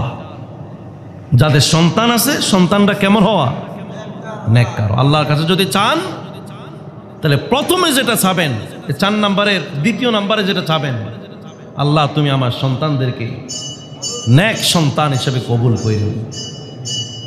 এই ভাই, টাকা আছে, পয়সা আছে, জায়গা জমিন আছে, সব আছে, সুস্থতা আছে, কিন্তু সন্তান, আমার বাচ্চারা একটা হলো সন্ত্রাস, একটা হলো ডাকাত, একটা হলো চোর, একটা হলো বাটপার ইত্যাদি, জায়গায় জায়গায় অপমান, লাঞ্ছিত হয়। এই জিন্দেগির টাকা পয়সা সুস্থতার কোনো দাম আছে? তাহলে আল্লাহর কাছে চাইতে হবে রব্বি হাবিলি মিনাস সালিহিন, আল্লাহ আমাকে একটা নেক সন্তান দেন। ইব্রাহিম আলাইহিস সালাম সন্তান চেয়েছেন, নেক সন্তান, কিন্তু আল্লাহ তাআলা ওই ঘরে নবী সন্তান দিয়েছেন। সেই ঘরের মধ্যে হাজার হাজার নবী এসেছেন, এমন সন্তান তাকে দিয়েছে। এক নাম্বার যে রিজিক না, এক নাম্বার যে রিজিক আপনি চাবেন মানুষের জীবনে, সেটা হলো আল্লাহ তুমি আমার প্রতি রাজি থাকো আর খুশি থাকো। সুবহানাল্লাহ বলেন। প্রিয় ভাইরা আমার, মানুষের রিজিকের মধ্যে এক নাম্বার প্রথম যেই রিজিক আল্লাহ রব্বুল আলামিনের কাছে চাইতে হবে, আল্লাহ আমার টাকা নাই, পয়সা নাই, আমার পরিবারকে আমি চালাতে পারি না, স্ত্রীর জন্য ভালো একটা কাপড় জোগাতে পারি না, সন্তানদেরকে ভালো খাবার দিতে পারি না, আমার একটা ঘর নাই, কিছুই নাই, আমি অসুস্থ। আইয়ুব নবীর চাইতো, আইয়ুব নবীর মতো আমি একেবারে অসুস্থ হয়ে পড়েছি, আমার সন্তানও নাই, সন্তানগুলোও নাই। ওগো আল্লাহ, দুনিয়ার কিছুই নাই, তবে তুমি আমার আল্লাহ সব। ও আল্লাহ, তুমি আমার প্রতি রাজি থাকো আর খুশি থাকো, তাইলে ওই লোকটার কি আর কিছু দরকার আসেনি? আছে? এই জন্য আল্লাহ রাব্বুল আলামিনের কাছে সব সময় দোয়া করতে হবে, আল্লাহ তুমি আমার জীবনের অর্থনীতির প্রতি তুমি রাজি থাকো, তুমি আমার গাড়ি বাড়ির প্রতি রাজি থাকো, তুমি আমার সুস্থতার প্রতি রাজি থাকো, তুমি আমার পরিবারের প্রতি রাজি থাকো, তুমি আমার চলার ক্ষেত্রে রাজি থাকো, তুমি আমার লেনদেনে খুশি হয়ে যাও, তুমি আমার রাজনীতির মধ্যে খুশি হয়ে যাও। আল্লাহ যদি কাছে এটা চায়, তাহলে আমার জীবনে আর কিছু লাগেনি। লাগে? আল্লাহ রাব্বুল আলামিন এ কথাটাই বলেছেন, ফাত্তাকুল্লাহা ইয়া উলিল আলবাবি লাআল্লাকুম তুফলিহুন। আল্লাহরে ভয় করলেই, আল্লাহকে ভয় করলেই তারপরে তুমি সফলতা অর্জন করতে পারবে। সুবহানাল্লাহ। এবার আসুন, ফেরাউন কি আল্লাহর দরবারে সফল নাকি ব্যর্থ? কথা বলেন। এই ফেরাউনের রাজত্ব, মিশরের রাজত্ব, এই রাজত্বের প্রতি কে খুশি নাই? তার এই ক্ষমতার যে অপব্যবহার, এই ক্ষমতার যত কিছুই সে করে, তার প্রতি কে রাজি নাই? তার কার্যক্রম, তার এই জুলুম অবিচারের প্রতি আল্লাহ রব্বুল আলামিন রাজি নাই। যদিও মুসা আলাইহিস সালামের দলটি দুর্বল করে রেখেছিল, তাদেরকে জবাই করে করে, সন্তানদেরকে, ছেলেদেরকে জবাই করে ফাঁসিতে ঝুলায়া অত্যাচার নির্যাতন করে দুর্বল করে রেখেছে, কিন্তু এর প্রতি একমাত্র যিনি খুশি আছেন, রাজি আছেন, তিনি হলেন কে? আর একটু জোরে বলতে, তিনি কে? এবার আমার সাথে আপনি বলেন, আমার আপনার হায়াত 200 বছর, 150 বছর, 100 বছর, আমরা কি এই বছরগুলো কি পাবো? কিন্তু শুকরিয়া আদায় করি, ছোট্ট এই সময়ের মধ্যে যে জীবনটা আল্লাহ পাক আমাকে দিয়েছেন, এই জীবনটা তিনি আল্লাহ পাক ইসলামের জন্য কবুল করেছেন। আলহামদুলিল্লাহ বলবেন না? ছোট্ট এই জীবনটা আল্লাহ পাক কবুল করেছেন বিধায় আমি মুসলমান হয়েছি। আমি এই ছোট্ট জীবনে আমার এই মুসলমানিত্ব আমি ফেরাউনের কার্যক্রম করে আমি বাস্তবায়িত করতে চাই। কারণ এই জীবনটাকে যদি আমি প্রাধান্য দিয়ে চলি, তাহলে আখেরাত আমার জন্য সব 16 আনাই বৃথা হয়ে যাবে। আমরা 16 আনা বাস্তবায়িত করতে চাই কিনা? আমাদের জীবনটাকে 16 আনা বাস্তবায়িত হোক, এটাকে আমরা চাই। আর 16 আনা সফল হোক, এটাকে আমরা চাই। তাহলে একটা দোয়া করতে হবে, আমার সাথে আপনারা পড়েন, রব্বানা আতিনা ফিদ দুনিয়া হাসানাতাও ওয়া ফিল আখিরাতি হাসানাতাও ওয়া কিনা আযাবান নার। এই দোয়াটা আল্লাহর কাছে বেশি বেশি করে করতে হবে। আল্লাহ দুনিয়ার জীবনও যেরকম কল্যাণ আপনি দিবেন, আখিরাতও আমাকে নষ্ট করে দিয়েন না, আখিরাতও আমাকে কল্যাণ দান কইরেন। সুবহানাল্লাহ। এবার আসুন, এই সমাজ, এই পৃথিবীর প্রত্যেকে কি রাজা? সবাই কি রাজা, প্রধানমন্ত্রী? এক একজন এক এক রকমের কাজ কর্ম করে।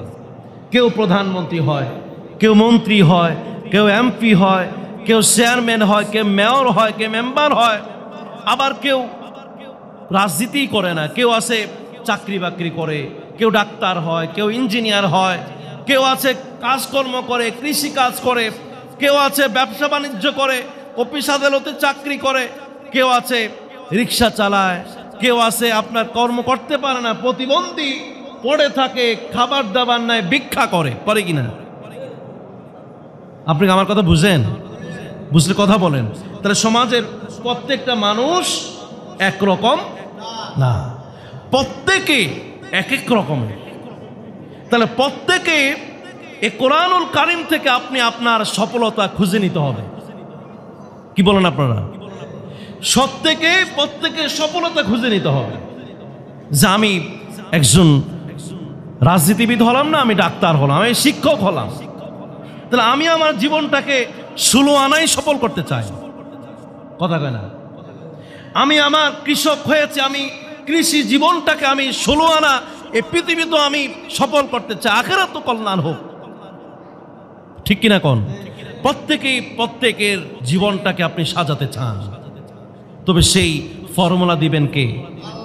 আমি ফর্মুলা দিলে হবে না, আমার ফর্মুলা অনুযায়ী আপনি চললে হবে না। কারণ আমার সে জ্ঞান, আমার সেই মেধা, কথাকে আছে? আস্তে কথা বলছেন কেন? আছে। সকল জ্ঞানের একমাত্র অধিকারী কে? আর একটু জোরে বলতে হবে, তিনি কে? যিনি ফিফরার খাবারের খবর জানেন। আমি যে খাবার খাই, ফিফরা কি ওই খাবার খায়? আমি তো হাড্ডি চাবাইতে পারি, ফিফরা তো হাড্ডি এইভাবে চাবাইতে পারে না। তার জন্য কি খাবার? আপনার পিঁপড়া খাবে একরকম, পিঁপড়ার খাবারের সাথে মাছির খাবারের সাথে মিল আছে? কথা আছে? মাছি যেটা খায় মশা সেটা খায় না, মশা যেটা খায় সেটা আবার সাপে খায় না, সাপে যেটা খায় মাছে সেটা খায় না। এক মাছে এক এক খাবার খায়। আবার প্রাণী, গরু খায় একটা, ছাগলে খায় আরেকটা, ঘোড়া খায় আরেকটা, অন্যান্য প্রাণীর আরেকটা, পাখি খায় আরেকটা। আল্লাহর এই বৈচিত্র্যময় এই পৃথিবীতে আল্লাহ রব্বুল আলামিনের জ্ঞানের সাথে কোনো কারোর জ্ঞান কখনোই মিলবে না। আপনাদের কি বিশ্বাস হয়? বিশ্বাস হয় তো? প্রিয় ভাইরা আমার, এবার আসুন, একটা পিপিলিকা, সেও যদি তার জীবনটাকে সফল করতে চায়, একটা পাখি পক্ষীও যদি সে তার জীবনটাকে যে সাজাতে চায়, তাইলে ওই আল্লাহ রব্বুল আলামিন যেই হুকুম করেছেন ওই হুকুম অনুযায়ী চলে বিধায় সে আল্লাহ রব্বুল আলামিনের কাছে সফলতা অর্জন করেছে। চিৎকার দিয়ে বল আল্লাহু আকবার। রাতের গভীরে আপনি একটু উঠে যাবেন আর আল্লাহ রব্বুল আলামিনের সৃষ্টির দিকে একটু তাকাবেন।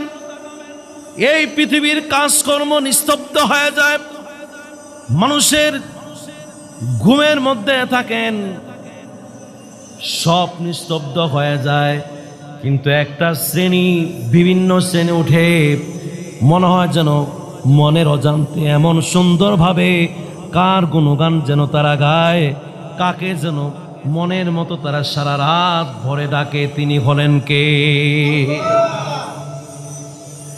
আল্লাহ রব্বুল আলামিনের হুকুম ছাড়া, আল্লাহ রব্বুল আলামিনের হুকুম পালন ছাড়া একটা পিঁপড়া, একটা মশা, একটা মাছি, একটা প্রাণী, আল্লাহর কোনো মাখলুকাত সফলতা অর্জন করতে পারবে না, পারে না, পারছেও না, কখনো পারবে।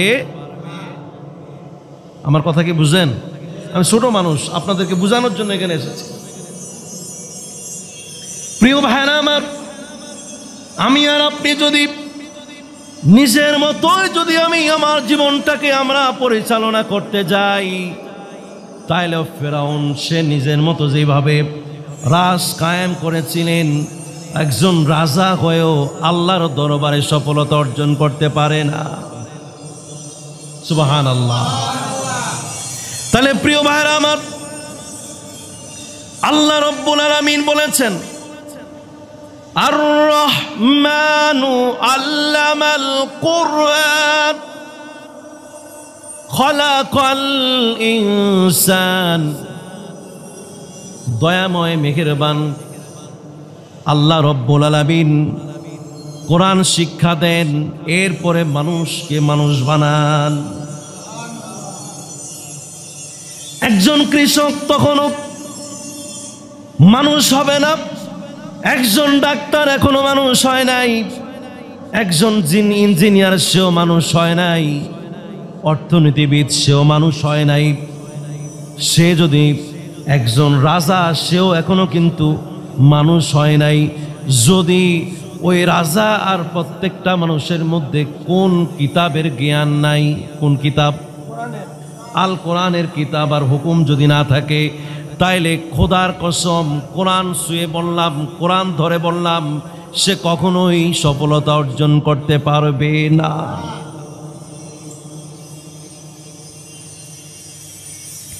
প্রিয় ভাইয়েরা আমার, আজ এই সমাজ কি সমাজ আছে? সমাজ কি হয়ে গেছে?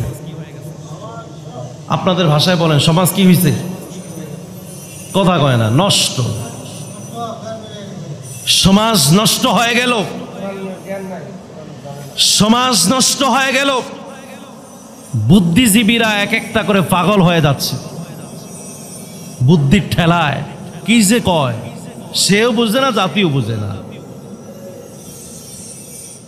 তসলিমা নাসরিন, সে আমরা দেখেছি এদেশে যখন খোদা বিরোধী কথা, কবিতা, সাহিত্য লেখে, এদেশে সুস্থ জাতিকে অসুস্থ করতে চেয়েছিল।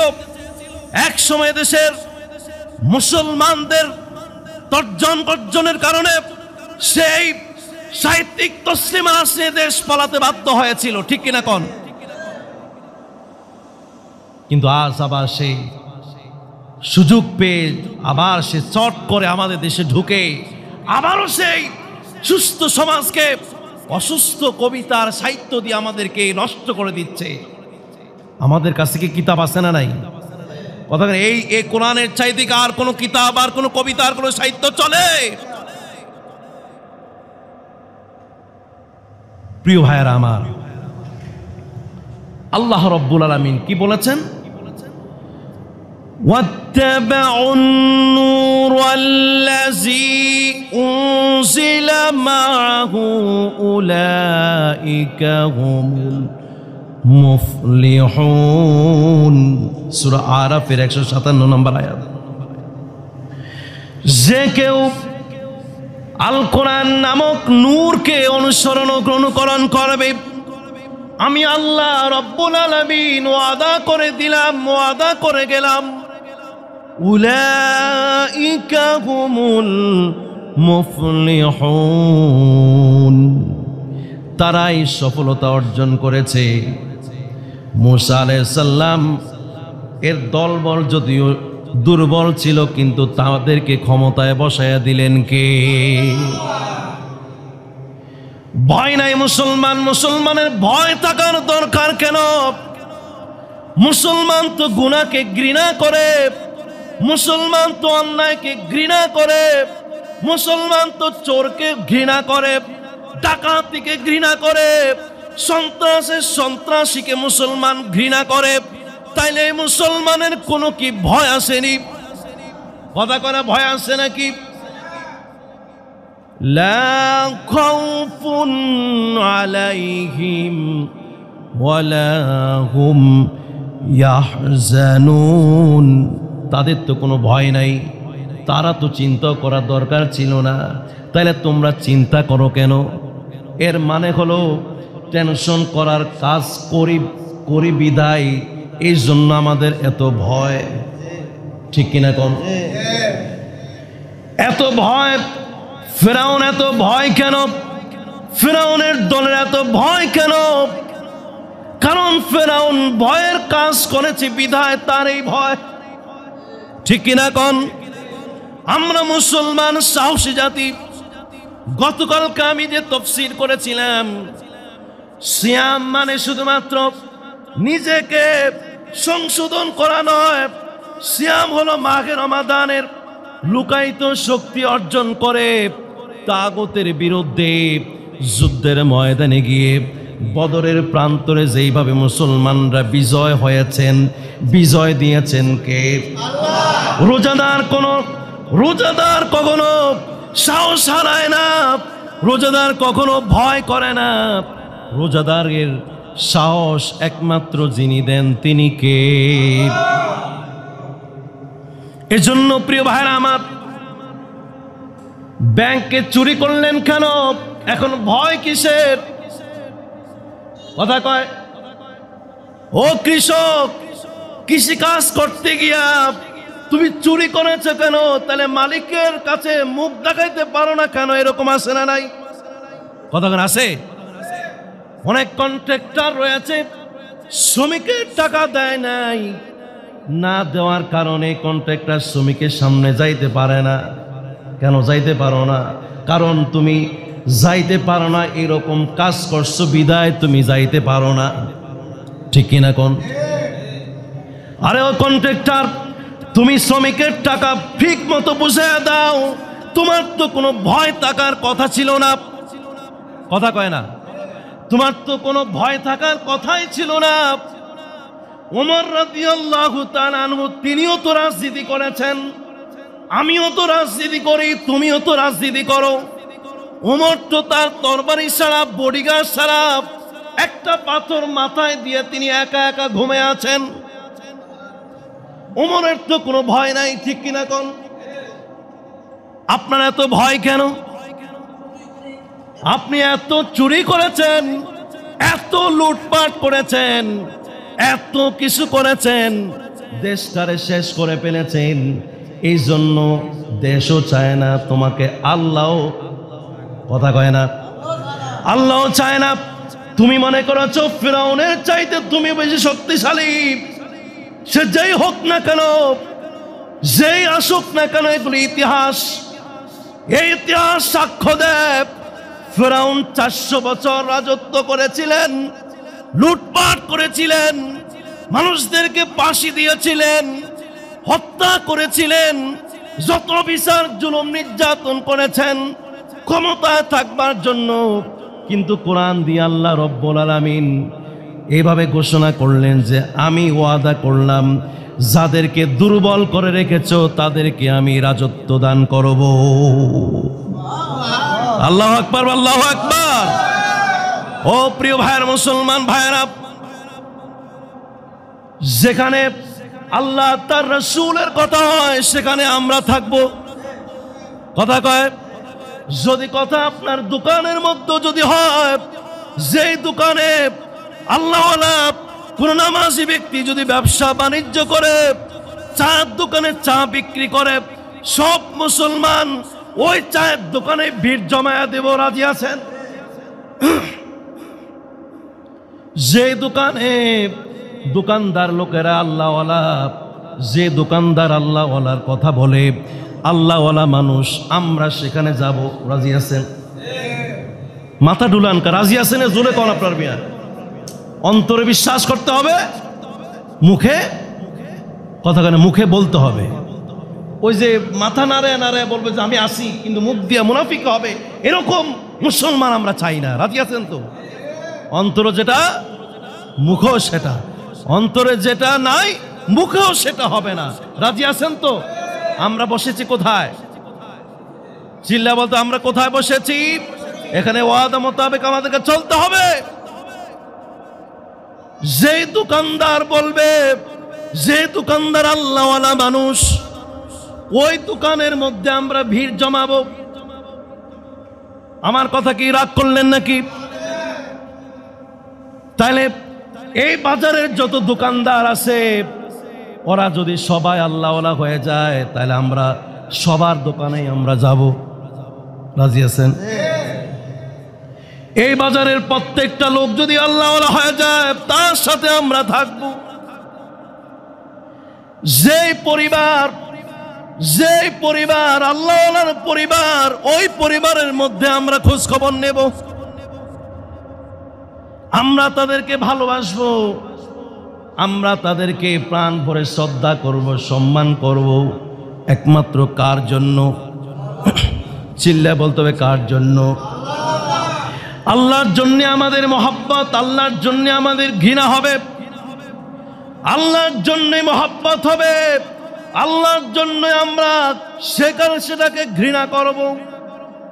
ইস্তিমাউল মালাহিব মাসিয়াতুন ওয়াল জুলুসু ফিহা ফিসকুন ওয়াত তালাজ্জুজু ফিহা কুফরুন।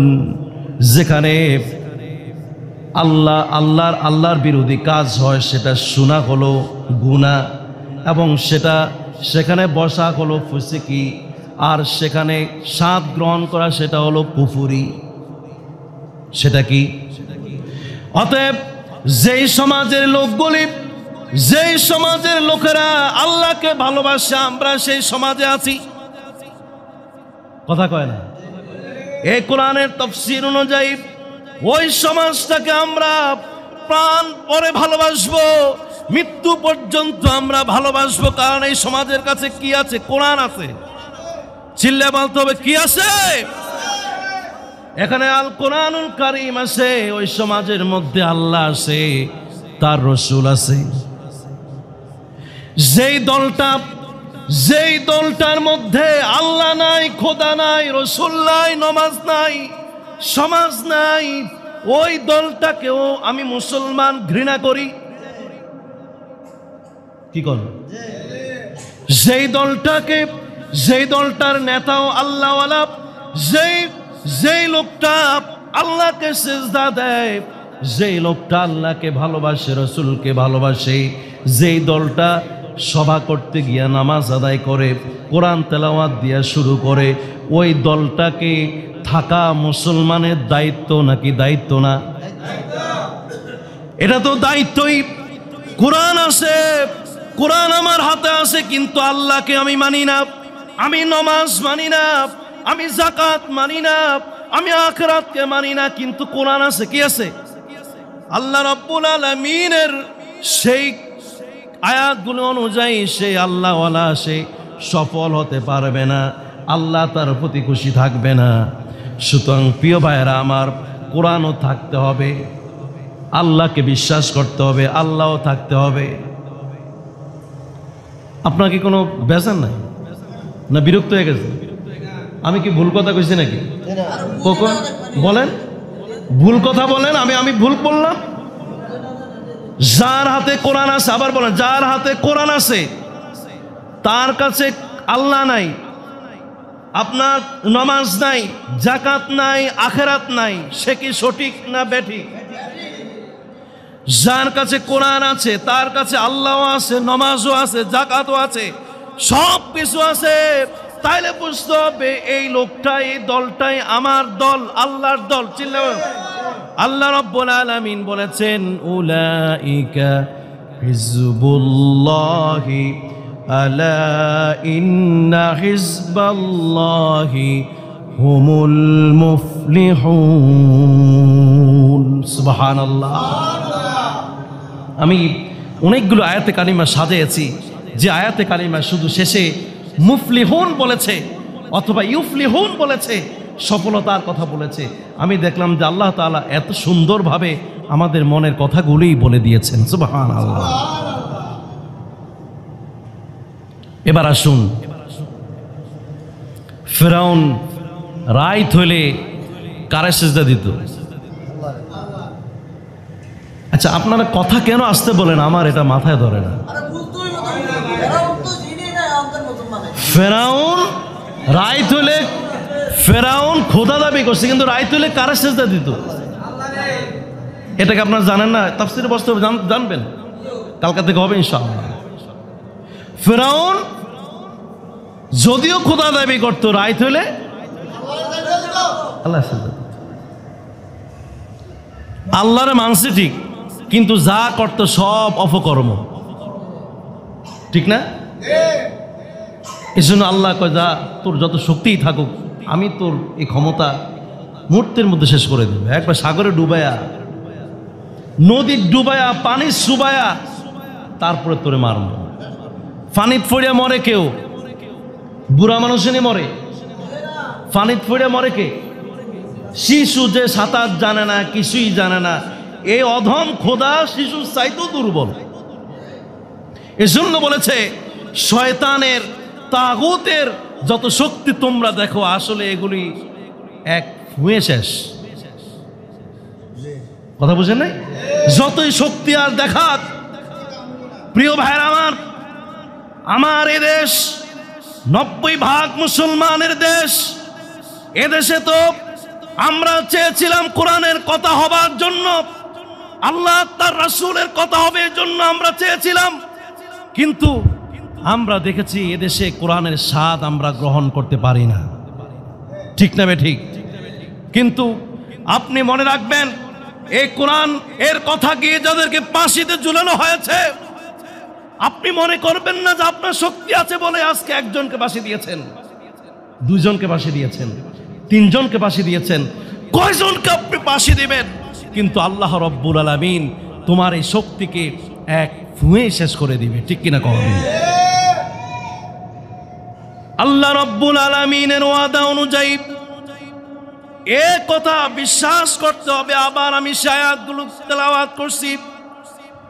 ইন্না ফিরআউনা আলা ফিল আরদি, নিশ্চয়ই ফিরআউন আমার এই জমিনের মধ্যে রাজত্ব কায়েম করেছিল।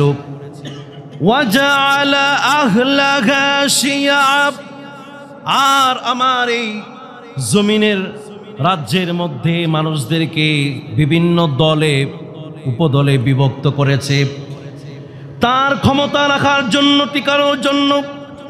ইয়াস্তাদঈফু তাইফাতাম মিনহুম, আর এই দলের মধ্য থেকে একটা দলকে দুর্বল করে রেখেছিল। ইউযাব্বিহু আবনাআহুম ওয়া ইয়াস্তাহয়ী নিসাআহুম, যেই দলটাকে দুর্বল করে রেখেছিল এই দলের প্রত্যেকটা পুরুষদেরকে জবাই করে ফাঁসি দিয়া শাহাদাত বরণ করেছে, আর নারীদেরকে জীবিত রেখেছে।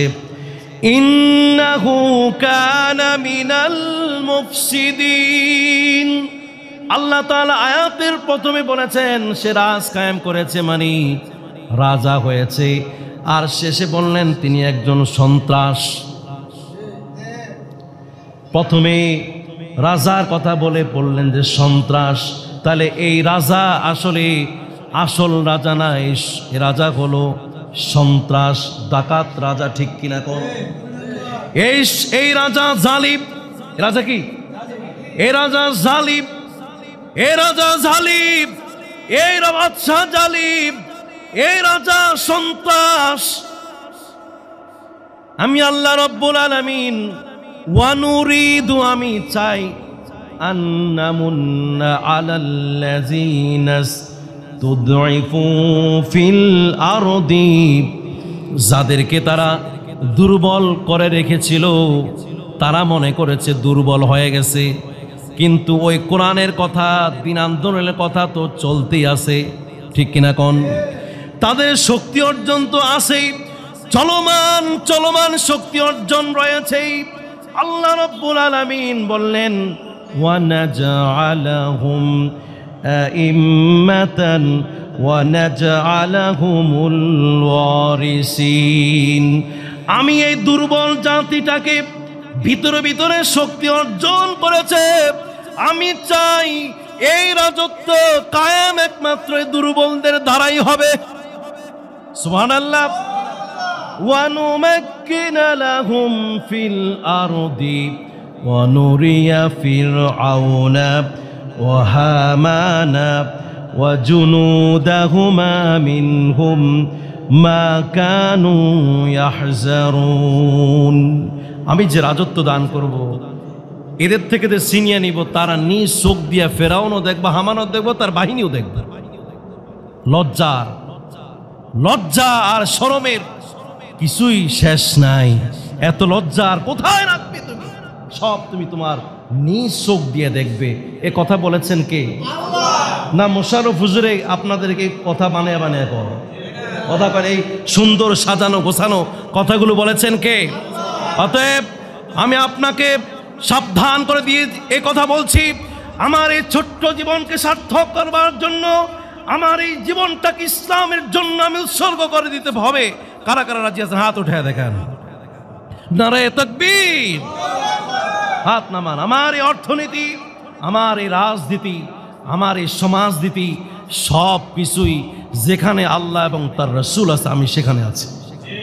যেখানে ঢোল বাদ্য তবলা নাচ গান দিয়ে মানুষের কলব নষ্ট করে ফেলছে, ওই জায়গায়, ওই সমাজে, ওই সভায় আমি নাই। আপনি আছেন?